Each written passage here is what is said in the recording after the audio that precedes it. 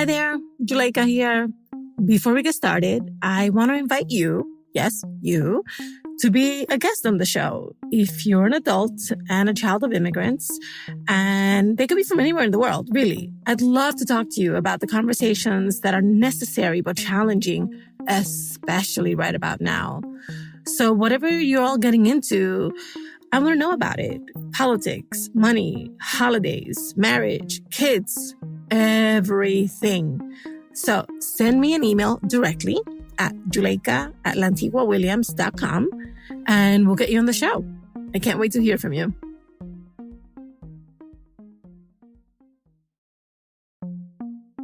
Hey everybody, Juleka here. Before we get started, I want to invite you to come on the show.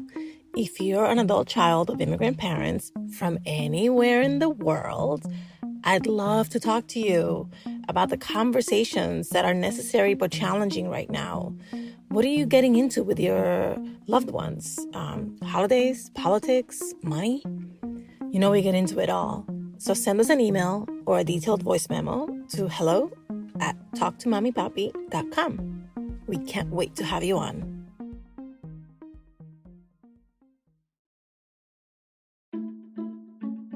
Hey everybody. Today, my guest is Monica. Monica always saw her Mexican mom as a very independent woman who also raised her daughters and her son to be very independent people.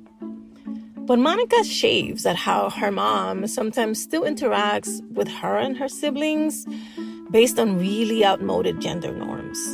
Worst of all, she catches herself enacting them too. Let's get into it.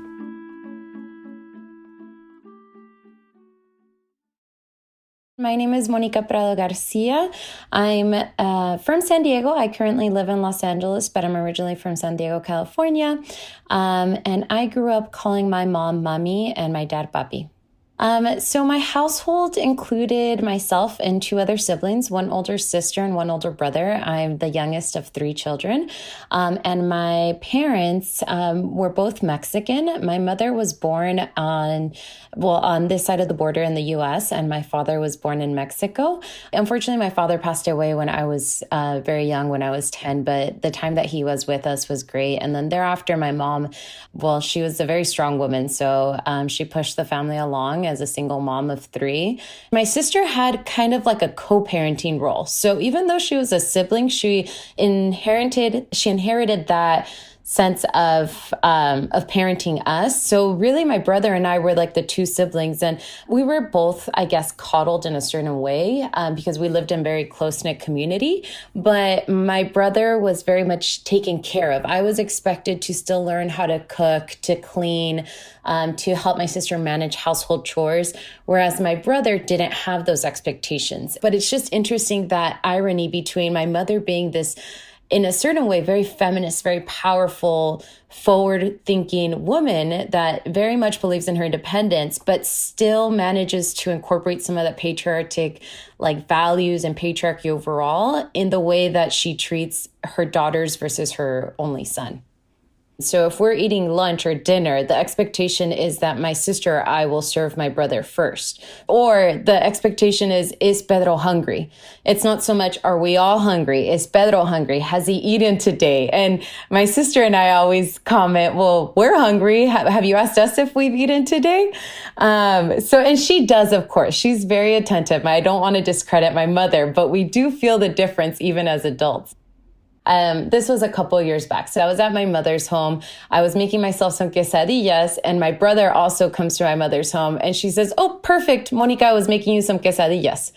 And so and then, of course, since I have been raised this certain way, I just turned to my brother and I said, yeah, sure, here, have some quesadillas. I didn't even say no, these are mine, make your own. I just immediately succumbed and gave him the quesadillas. And she doesn't do it out of malice or anything. She's just, he is the boy of the family, and he's held on a pedestal. So it's very interesting. And so now his reaction is just Mom, I can do it. Or no, Ma, it's fine. Have you asked Marty and Moni how they feel? And certain things like that. Like we say, like, he's very competent. He can make his own quesadillas. He lives by himself. He probably washes his own dishes, mother. And all of these certain comments, right? And she's like, oh no, he needs a girlfriend. He needs a wife. He needs his mother. So she knows that he's competent to do all of these mundane tasks.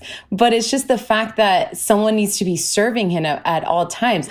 I'm smiling right now because I'm thinking of my behavior and my mother's expectations of these certain gender roles and outside of the nuclear family. So as it extends to extended family or even to my in-laws. And ironically, I'm very complicit in this behavior because I do consider myself a very strong woman that's very independent. I do have a partner. I'm married. But when we're at Christmas and it's the entire extended family, I will serve my husband before I serve myself. And if my brother's there, I will serve my brother. And if my father-in-law's there, I will serve him as well. So I will definitely serve all of the men and the children before I even offer to serve my mother I'll serve too. But before I offer to serve myself or other cousins or siblings. I'm afraid that I will be seen in a negative view amongst my extended family. Like, I'm afraid I'm honestly, now that I think about it, like, for instance, why do I serve my husband in front of my mother-in-law? Well, I don't want my mother-in-law. She's also Mexican, also from Mexico, born and raised. I don't want her to think that I'm a bad wife or that I don't care for my husband. I work as well. So I work full time. I'm a full-time doctoral student. And I consider myself like a full-time housewife just because I'm working from home right now. And even prior to working from home, I'm always the lead on household chores, even though my partner does share some of the like actual labor of the household chores. I am the lead on it. And my mother was in a very similar situation. So it's very interesting that I'm mirroring her exact behavior. My father, although he worked when he was with us, my mother always put her 50% of the income. I have such conflicting behaviors that this is really bringing a lot to light. How to talk to Mamí and Papí about anything is brought to you by First Republic Bank. As your focus turns to what matters most to you and your community, First Republic remains committed to offering personalized financial solutions that fit your needs. From day one, a dedicated banker will be there to listen to you and understand your unique values and goals. Because, now more than ever, what matters to you matters most. Learn more at firstrepublic.com. Member FDIC, Equal Housing Lender. You know, sometimes a guest makes me think, are we the same person? This was the case with Monica. Not just in terms of her relationship with her mom and the push and pull around gender roles, but in how she herself changes her behavior around certain family members. I hate to admit it, but if I let my guard down, that's exactly what I do. How is this still happening? And why does it make me doubt myself? I bet a bunch of you can relate. So to help us, I called in an expert. My name is Claudia Cuevas. I am a licensed marriage and family therapist in the state of California. And I have a master's degree with a specialization in Latino family studies. Welcome back. I'm so happy to be back. What did you hear in Monica's story? Well, I hear this dilemma that Latinx women were having. We're having these like what I call like sentimientos encontrados, right? Like where we're like, wait, I'm supposed to do what? When you start noticing how we're raised and how our siblings are raised or our brothers are raised. And so, and then, I loved when she said, we're complicit in this like patriarchy kind of way of raising men. So, a lot of conflict, a lot of contradiction, I heard. Do you hear this a lot? I do.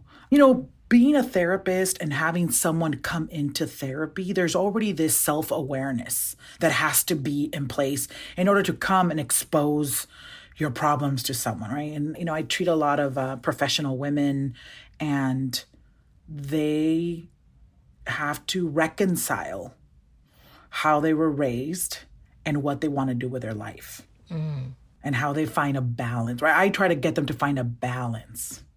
Okay, so this is where I always have difficulty. Even though I'm a Libra, right?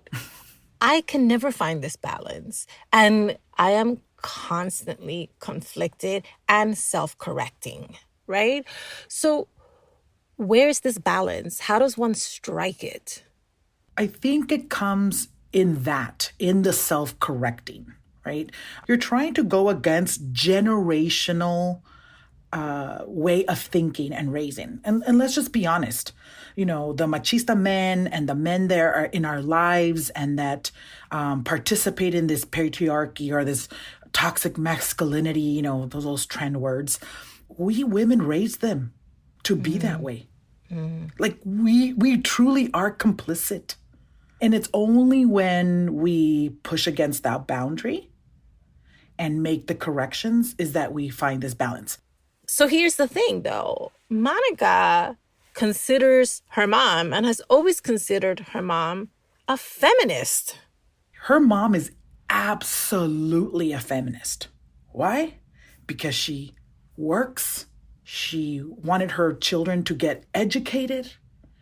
She, supported her family. Her husband passed away and, went on and did whatever she wanted. She values her independence is what Monica said. Oh, that just like her, like it just struck such a chord of like this loving that I wanted to give her as mom because she is a feminist.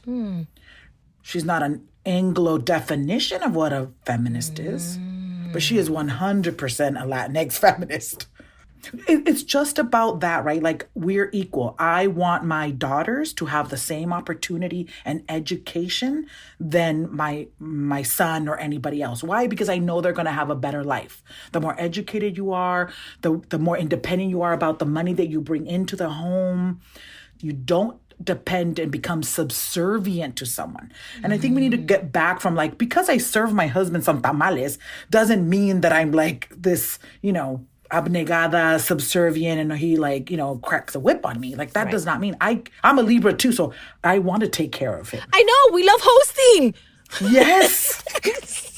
and that fills my heart and I choose to do it. Nobody, is obligating me to do it. That's a radical way of thinking. Yeah, her mom. I think I grew up with a similar mom. My mom is definitely a feminist, but my mom is also the first one when we're at a family gathering to ask me why I didn't get that first plate for my husband. And that is generational, just costumbres, right? As we are going forward with the next generations, I feel that there's much more awareness with the men that were being raised now, because they're being raised by these women that are getting PhDs and are CEOs and that. And so that's gonna, with the next 3-4 generations, we're gonna see big change. And there's a lot of woke men as well, which is, great. If you were to tell my husband, if you think he's a machista, he'll be like, absolutely no, women are equal. Absolutely. They could do whatever they want. And then it's like, did you fold my clothes right? Okay, so here's the other crux for me, which is that, yes, we get that these are cultural norms. We get that most of these happen within a familial setting where the norms are reinforced by multiple generations. But a lot of Latinas carry these norms and behaviors into the workplace. And I believe that is part of the reason why we make 54 cents on the dollar. Right? Because we don't ask for raises. We don't ask for promotions. We don't leave jobs that, undermine us, underpay us, and underappreciate us. Because a lot of it has to do with the way that we were socialized in the home. So how do these gender norms impact us and I think really hurt us when we're out in a very Americanized workplace? The problem becomes that I don't think it's just with women. I think it becomes just the whole Latino community. We're supposed to be these humble people. And we have this huge work ethic. And you just people will recognize you for your work. And that is not the country we live in. right? We see people get promotions who are talking a lot of talk, but they're not doing a lot of work. Mm-hmm. I remember when I was first working, I would go into any nonprofit agency and just become every role and do the work. And there was an Anglo supervisor who would sit down and watch me run around like crazy. Mm-hmm. And when they would ask him, hey, can you help? And he's like, what for? You got your peon. She does everything. Ooh. And that's when I was like, oh my goodness, they're not going to promote me. They see me as the worker bee. I had to like reconcile and be like, oh, I need to delegate. I need to act as a leader and I need to ask for what I want. And it's a scary concept because you're not supposed to. You're supposed to be humble. You're supposed to serve. You're supposed to do, and then you'll get recognized. Mm-hmm. And so we missed that little lesson in school or wherever at home, because that's just not how how we're raised. For someone like Monica, who's already a grown person, how does someone in that situation start to not just check themselves, but also check everybody else in this behavior so that we raise our awareness to the behavior and then we can proactively change the behavior? So it's really about analyzing what is it that you're feeling stressed about. What is it that you want to correct? What is it that is causing stress in the home? And then we kind of sit down and we analyze like, okay, how do we then find balance in that for you? Interesting. Are you suggesting that these gender norms are also a way to keep harmony because it's predictable what everybody is assigned to do, even if it's unbalanced based on gender, because women always end up doing more work in the home?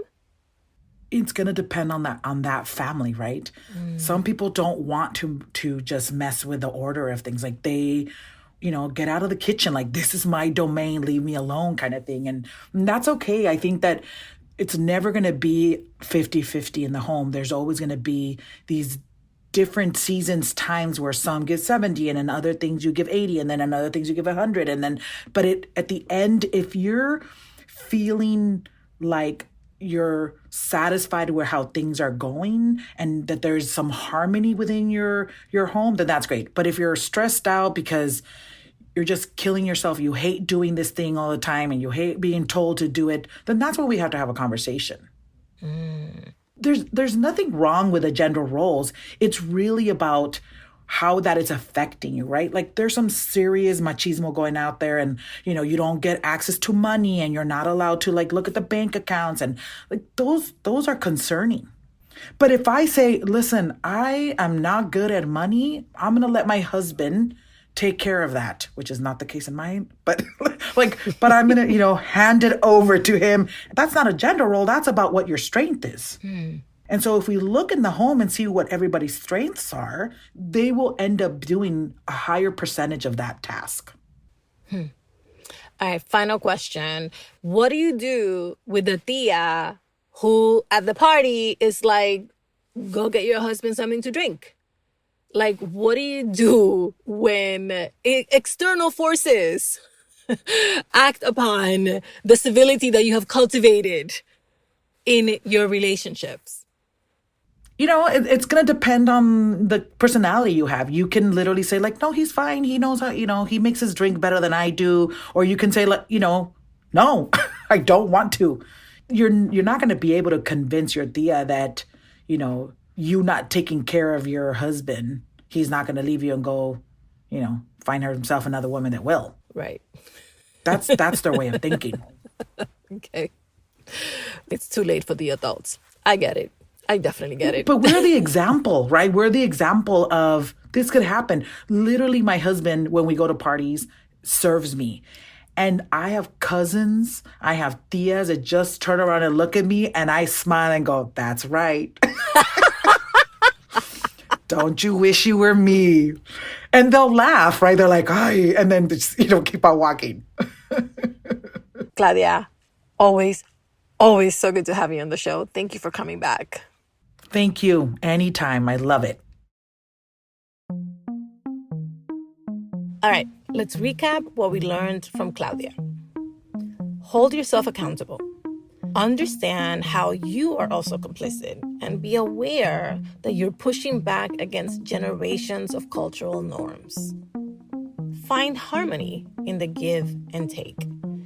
For example, at home, decide what chores you will do and what chores will be assigned based on individual strengths, not on wanting to resist or follow gender norms. And remember, be the example. Be the change you want to see in the world. Instead of trying to convince your relatives of your more evolved ways, let your behavior at the next family gathering speak for itself.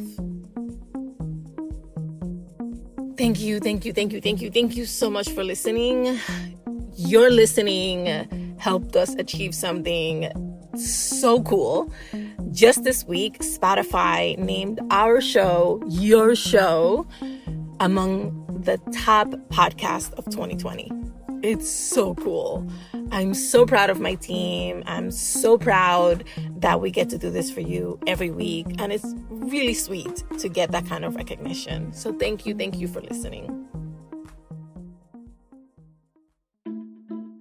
How to Talk to Mamí and Papí About Anything is an original production of Lantigua Williams & Co. Virginia Lora produced this episode. Michael Castañeda mixed it. Micaela Rodriguez is our founding producer and social media editor. Cedric Wilson is our lead producer. I'm the show's creator, Juleika Lantigua Williams. On Twitter and Instagram, we're at Talk to Mamí Papí. Please subscribe and rate us on Apple Podcasts, Amazon Music, Spotify, or anywhere you listen to your favorite podcasts. Bye, everybody. Same place next week.